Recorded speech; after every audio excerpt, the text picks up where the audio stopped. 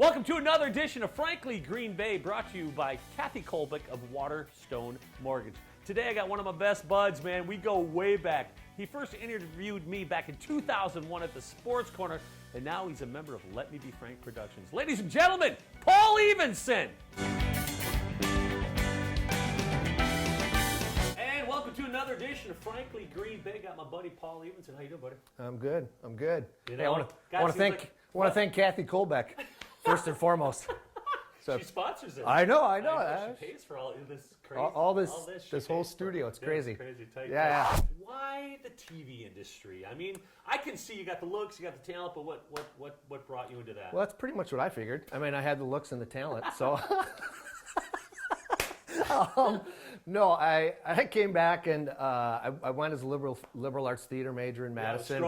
Strong degree program. Strong, yeah. Money, yeah. Right? Just shovel it. Oh, it's crazy how much I've made over the years. Moved back into the area at that time.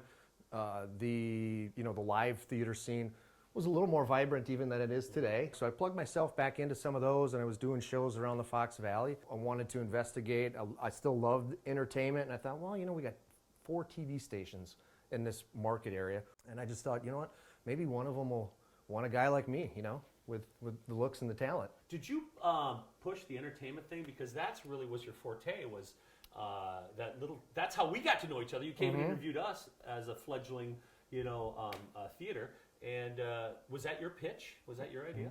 I actually was just started part-time in production for the morning show. I was always involved the first 10 years that I was with FRV. I was always involved in some way, shape, or form with the morning show. Started out in production and then slowly kind of tested the waters in front of the camera. They let me, eventually after a couple of years do some field reporting and then live reporting. And then I actually went to Tam Yelley at the time, who was with our station.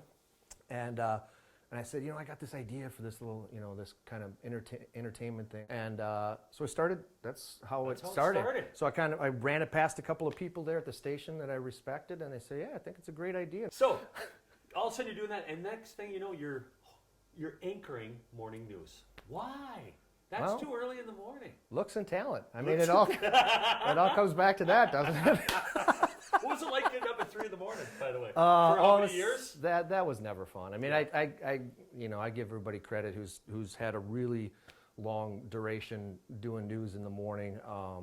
Because people, the cameras roll at. I mean, now some of them start at 4:30, but the cameras start rolling, and you don't have the luxury of taking a half an hour to wake up. I mean, you have to be there and present and on the ball. I know you're not in TV business anymore. What is Paul up to now? Actually, I am working for a company called Advocates for Healthy Transitional Living, and they're based out of De Pere.